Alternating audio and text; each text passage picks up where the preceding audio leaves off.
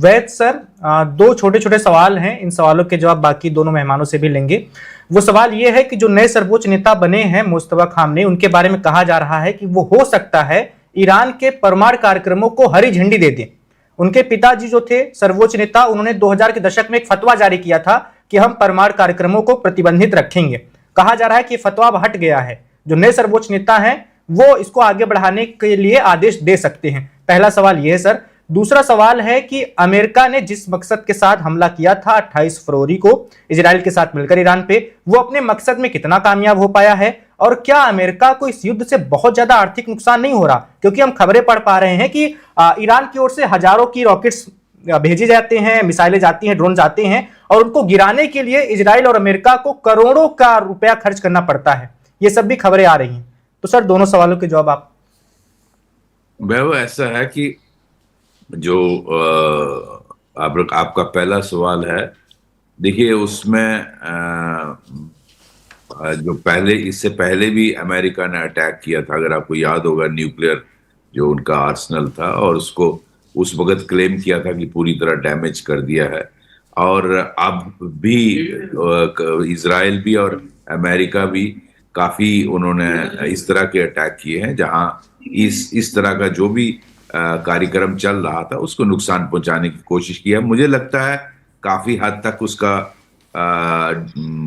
अगर completely obliterate नहीं किया, लेकिन काफी उसको नुकसान पहुंचाया है। और इतना आसान नहीं होगा उसको इमीडिएटली उसको रिवाइव करना, और उसमें टाइम लगेगा। दूसरा, जो मेजर लीडरशिप थी IRGC की, वो खत्म कर दिया। जो खोमेनी और उसके एसोसिएट्स थे, जो डिसीजन मेकिंग थे, उनको हटा दिया। लेकिन जैसे मेरे जनरल साहब और कर्नल फिरोई बोल रहे थे कि वहां उन्होंने सिस्टम ऑलरेडी बना के रखा कि एक जाएगा तो 4 लेयर्स का उन्होंने सिस्टम बनाया हुआ है।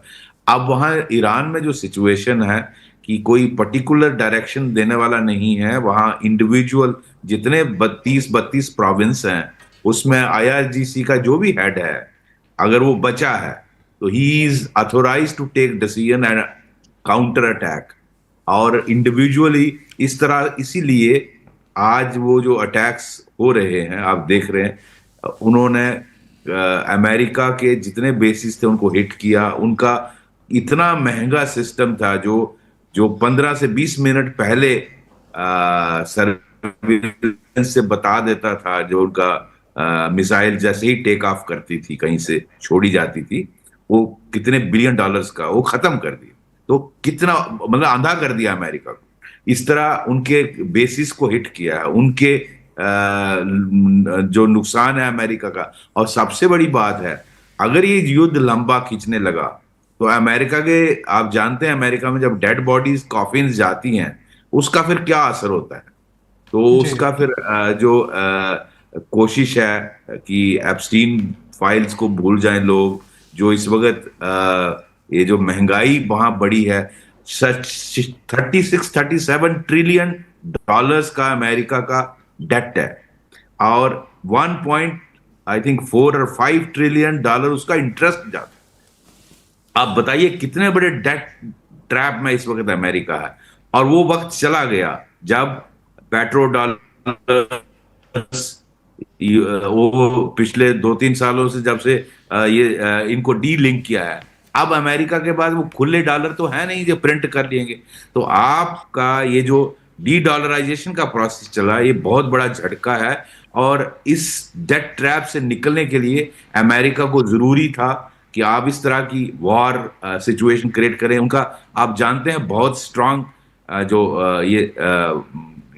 जो वॉर मशीन्स हैं, इनकी फैक्ट्रियां हैं, उनका कितना बड़ा कंट्रोल है वहां के पॉलिटिकल लीडरशिप पे। तो अमेरिका को ये बहुत मैं समझता हूं, जिस तरह से उन्होंने सोचा था कि वेनेजुएला में आपने किया, प्रेसिडेंट और उसकी वाइफ को उठाया और इस तरह का कोई एक या 2 दिन का ऑपरेशन होगा, ये मुझे लगता है उन्होंने पंगा ले लिया। और ये बहुत इतना जल्दी खत्म होने वाला नहीं, और अमेरिका और इजराइल को भी हिट हो रहा है। और बिल्कुल आप जानते हैं, अगर ज्यादा टाइम नहीं है, हम हिस्ट्री में जाएंगे तो बहुत लंबा हो जाएगा, लेकिन इसमें शियाज का आप जानते हैं किस तरह से सेंटिमेंट मिला है। करबला से लेकर आज से 1200 कितने साल, 46 ईयर्स से पहले आप लें तो इसमें एक ये भी थ्योरी चल रही है कि जो जिस तरह का जो सुन्नी इस्लाम है उसमें रिफॉर्मेशन ये जो प्रिंस सलमान है सऊदी अरेबिया के वो कर रहे हैं, उनको लगता है ये मुमकिन तब तक नहीं है जब तक ये यहाँ कट्टरपंथी रहेगा ईरान में। और ये अमेरिका, सऊदी अरेबिया और इजराइल मिलकर ये सारा इसको करना चाहते हैं। और उसमें जो अगर इस ईरान को ऑब्लिटरेट कर दिया जाए, इसके हिस्से टूट गए, या ये जिस तरह मैं बोल रहा था कि ये बलूचिस्तान का हिस्सा अगर हो गया और कुर्द्स को खड़ा कर दिया गया तो इसका नतीजा क्या होगा कि डिसमेंबर होगा ईरान, और उसका नतीजा अल्टीमेटली आप देखिएगा। बिल्कुल वैद सर, अभी आपने कुर्दों की बात की, क्या बार बार बात होती है कि अमेरिका का जो दीर्घकालिक रणनीति है उसकी रणनीति में ईरान का बंटवारा भी शामिल है, और बार बार कुर्दों के बारे में कहा जाता है कि उनकी आबादी ठीक ठाक है लेकिन वो अलग अलग देशों में बटी हुई है। क्या आपको लगता है कि अभी नहीं लेकिन भविष्य में ईरान के बंटवारे के बारे में भी अमेरिका कभी सोच सकता है? अमेरिका अपने फायदे के लिए कुछ भी कर सकता, ये मैं बड़ा फर्मली जानता हूं। उनका कोई मोरल स्टैंडर्ड नहीं है। वो ये बोलते हैं कि वो डेमोक्रेसी के लिए किया। उनके अगर आपने प्रोफेसर जेफरी साच को सुना है, वो जो खुद अमेरिकन है और एक एक्सपर्ट हैं on American policy, he has been repeatedly saying कि अमेरिका ने 100 देशों में रिजम चेंज किया on the name of democracy and civil liberties. बिल्कुल वैद सर, जो रिजम चेंज किए वो सारे वो थे ऑटोक्रेटिक थे सारे, और उनकी वजह से आप दूर क्यों जाना, बांग्लादेश जाइए जो हमारे नेबरहुड में किया, उसका क्या नतीजा हुआ? वहां टेररिज्म बढ़, जहां जहां उन्होंने किया, सीरिया, इराक, हर जगह टेररिज्म। दुनिया की 90% प्रॉब्लम ही अमेरिका की वजह। बिल्कुल वैद सर, अब कोचर सर के पास चलेंगे। कोचर सर, वैद सर जैसा बता रहे थे कि अमेरिका चाहता है कि लोकतंत्र स्थापित हो इन देशों में, तो लोग सवाल उठाते हैं कि उत्तर कोरिया में लोकतंत्र की मांग क्यों नहीं करता अमेरिका, वहां भी जाकर हस्तक्षेप करे। लेकिन फिर लोग जवाब भी देते हैं कि उसके पास परमाणु हथियार है। तो परमाणु हथियारों को लेकर भी आपसे सवाल होगा, जो नए सर्वोच्च नेता बने हैं इनका परमाणु हथियारों को लेकर रुख कैसा हो सकता है आपके हिसाब से? देखिए वैभव, मैं आपसे एक सवाल पूछता हूं। जी सर। क्या कोई मुझे अश्योरेंस दे सकता है कि इजराइल एक न्यूक्लियर वेपन के बहुत करीब नहीं है? सी, यू हैव टू अंडरस्टैंड, जो पूरे वर्ल्ड की वेपन टेक्नोलॉजी में माहिर है इजराइल, और जिस हिसाब से भारत भी उससे पूरी टेक्नोलॉजी के क्षेत्र में डिपेंडेंट रहता है, और इस सिंदूर में भी हमने देखा कि इस तरीके से हमने इजराइल से जो ये हथियार जो इसको इजराइल के थे हमने इस्तेमाल किए। तो देयर इज नो अश्योरिटी। देखिए आपके आज की डेट में देयर ओनली 9 कंट्रीज जिनके पास न्यूक्लियर वेपन्स हैं। ये जो 9 देश है ना, इनको कोई छूना भी नहीं चाहता।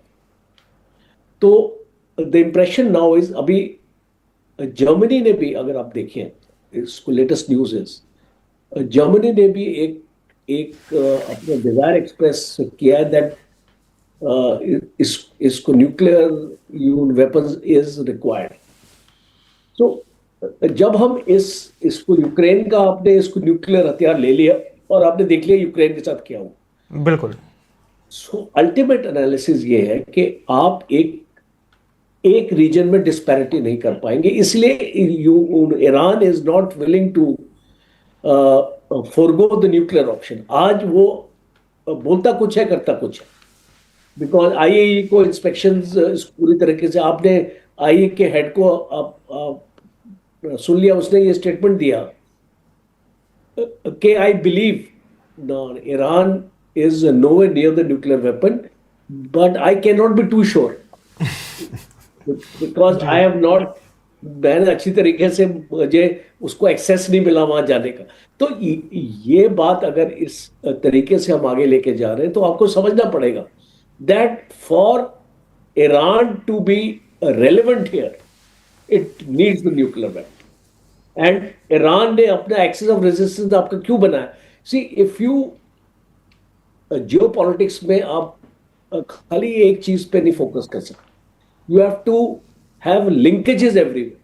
और इसीलिए इसको एक्सेस ऑफ रेजिस्टेंस ईरान ने इसको क्यों बनाया। और ये मेरा लास्ट पॉइंट है, जब तक आप पैलेस्टीनियंस को इशू में नहीं लेके आएंगे, देखिए पूरे मुद्दा जो लड़ाई का है वो आपके पैलेस्टीनियन इशू का है। और अगर आप ईरान और इजराइल की दुश्मनी देखें, it is based on Palestinian issue. And we have to understand this कि अमेरिका कैनॉट साइडलाइन दिस। आपने एक बोर्ड ऑफ पीस अपना बना दिया और उसमें गिने चुने उसमें कंट्रीज है, उसमें ऐसे देश हैं हु डोंट इवन मैटर, और उसमें आपने पैलेस्टीनियंस को आपने इंक्लूड ही नहीं किया एक पीस के लिए। तो जब तक आप स्टेक होल्डर्स को नहीं इन्वॉल्व करेंगे पीस के लिए, आपको पीस आपको कैसे मिलेगी? और आप इसको न्यूक्लियर, ऑयल, ये सारे डिफरेंट डिफरेंट मुद्दों पे लड़ रहे हैं, एक्चुअली मुद्दा अलग है। बिल्कुल। सो वो जब तक आप उसको two state solution, Abraham accord को आप दोबारा से लेके नहीं आएंगे और ये जो टू स्टेट सोल्यूशन की तरफ नहीं बढ़ेंगे, मुझे लगता नहीं है कि मिडिल ईस्ट में या वेस्ट एशिया में, जो भी नाम आप इसको दे, इस पीस आ सकती। बिल्कुल कोचर सर, एक छोटे से सवाल का जवाब और दे दीजिए, उसके बाद फिर हम सिरोही सर के पास चलेंगे और उनकी आखिरी टिप्पणी लेंगे इस बातचीत की। मेरा सवाल ये वैद सर से भी था, अमेरिका जिस मकसद के साथ इस जंग में कूदा था, उस मकसद में अभी तक वो कितना कामयाब हो पाया होगा 10 दिनों की जंग के बाद? 40%, 50%, 60%? आपके हिसाब से आंकड़ा क्या है सर? देखिए, इसको मैं क्वांटिफाई तो नहीं कर सकता बिकॉज मेरे पास कोई इतनी आपके एग्जैक्ट इंफॉर्मेशन नहीं है कि मैं इसको क्वांटिफाई करूं। मैं आपको एक सिंपल सी चीज बता सकता हूं, वो इसका मकसद हासिल नहीं हुआ, इसीलिए वो अपना तीसरा आपके एयरक्राफ्ट कैरियर अपना लेके आया और 151.2 मिलियन डॉलर्स की मिलिट्री एड उसने इजराइल को दी है। और जैसे कल साहब बता रहे थे, मैं उसको क्वांटिफाई करता हूं उस इंफॉर्मेशन को, 1200 100 पाउंडर और 200 पाउंडर की बॉम्ब केसिंग इजराइल पहुंच चुकी है। तो इसको, ये जो लड़ाई है, ये अब फोकस शिफ्ट करेगी बिकॉज अमेरिका को जितना दम था उसका दम अभी खत्म होता जा रहा है। बिकॉज देखिए, आप एक एट्रिशन वॉर को एक एयरक्राफ्ट कैरियर से या अपने एयरबेसिस से आप इसको नहीं कर सकते, आपको अंदर जाना पड़ेगा अगर आपको इसमें कोई इम्पैक्ट करना है। अब आपके पास सब कुछ खत्म हो रहा है, इसीलिए अब आप इजराइल को लेके आएंगे और आप इसको देखेंगे आने वाली लड़ाई में जो आपको इंटेंसिटी इजराइल की तरफ से मिलेगी वो ज्यादा होगी और यूएस की इंटेंसिटी आपकी कम होगी। बिकॉज अगर उसने इस लड़ाई को 10 दिन और सस्टेन करना है तो उसको ये करना पड़ेगा, और वो इसको रोकने के अभी चक्कर में नहीं है। तो इसलिए मैं मानता हूं कि 10 दिन और आप जो आपके जो ये जो प्रोग्राम है ना, आपका और उसी तरीके से चल सकता है, मैं ये मानता हूं। उसके बाद नई सरकार भी हो सकता है बन जाए ईरान में। बिल्कुल। सिरोही सर के पास चलते हैं। सिरोही सर, आपसे भी 3 छोटे छोटे सवाल हैं। पहला सवाल तो ये कि ईरान के परमाणु कार्यक्रम का क्या होगा? सर्वोच्च नेता जो नए आए हैं वो कैसा रुख रखेंगे अपना इस पर? इसके साथ ही अमेरिका का कितना मकसद पूरा हुआ है, जो मैंने बाकी दोनों मेहमानों से सवाल किए थे।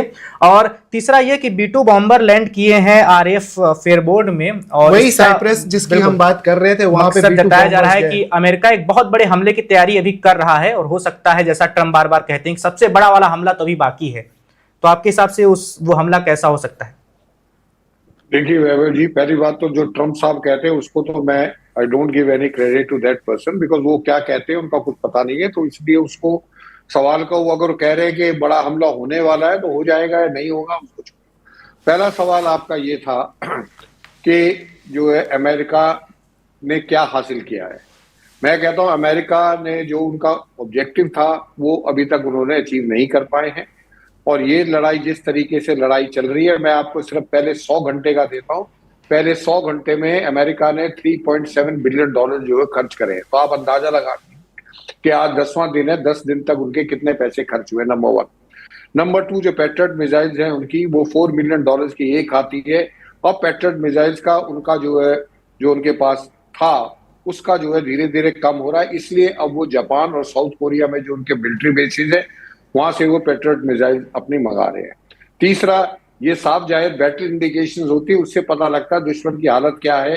तीसरा, अगर एयरक्राफ्ट कैरियर आ रहा है तो इसका मतलब ये है कि 2 एयरक्राफ्ट कैरियर जो करना चाहते थे, जो उनका पूरा का पूरा इकोसिस्टम है एयरक्राफ्ट कैरियर को अकेला नहीं होता, उसके साथ काफी और जो है शिप्स वगैरह होते हैं, डिस्ट्रॉयर, फ्रिगेट, सबमरीन, अगर तीसरा भी मूव कर रहा है तो इसका मतलब है अमेरिका के हाथ से लड़ाई बाहर निकलती जा रही है। ठीक है जी। अब आपका एक और सवाल था वो मैं भूल गया। बिल्कुल, परमाणु कार्यक्रमों को लेकर सवाल था सर। जैसा कि ईरान के लोग कह रहे हैं, खासकर विदेश मंत्री, कि हम तो परमाणु वार्ता कर ही रहे थे अमेरिका से, अमेरिका ने धोखेबाजी करते हुए युद्ध छेड़ दिया, हम पर हमला कर दिया। तो क्या ऐसा नहीं हो सकता कि ईरान के नए सर्वोच्च नेता सोचे कि बहुत हो गई वार्ता, चलो बना ही लेते हैं? बिल्कुल, देखिए वैभव जी, जैसे जनरल साहब ने बताया है, ईरान के पास डिटरेंट क्या, देखिए कोई भी देश को अगर दुनिया में सर्वाइव करना है उसके पास कोई डिटरेंस होना चाहिए। जब तक उनके पास न्यूक्लियर वेपन्स नहीं थे तो उन्होंने प्रॉक्सीज को अपने जो एरिया जो एक्सिस ऑफ रेजिस्टेंस बनाया, जिसमें हिजबुल्लाह, हमास, हौती जिनको लेके आए, फिर उन्होंने अपना मिसाइल प्रोग्राम बनाया। अब मिसाइल, अगर आज ईरान के पास एक न्यूक्लियर बॉम्ब भी होता तो ना तो अमेरिका की हिम्मत होती और ना इजराइल की हिम्मत होती। तो ये ईरान के लिए भी एक बहुत बड़ा सबक है कि अगर हमको एग्जिस्ट करना है, हमारी जो है यहाँ पे वर्चुअस कुछ रहना है, तो हमको न्यूक्लियर बॉम्ब बनाना पड़ेगा। और मैं कहता हूँ ईरान को न्यूक्लियर बॉम्ब, अगर मिडिल ईस्ट में आप स्टेबिलिटी चाहते हो, आप चाहते हो कि शांति से लोग रहे, तो वहां पे न्यूक्लियर बॉम्ब ईरान के लिए होना जरूरी है। तभी, क्योंकि फिर इजराइल को भी डर लगेगा, ईरान को भी डर लगेगा, अमेरिका को भी डर लगेगा। भय बिन होत न प्रीत, ये बातें बहुत कही जा रही हैं। Subscribe to One India and never miss an update. Download the One India app now.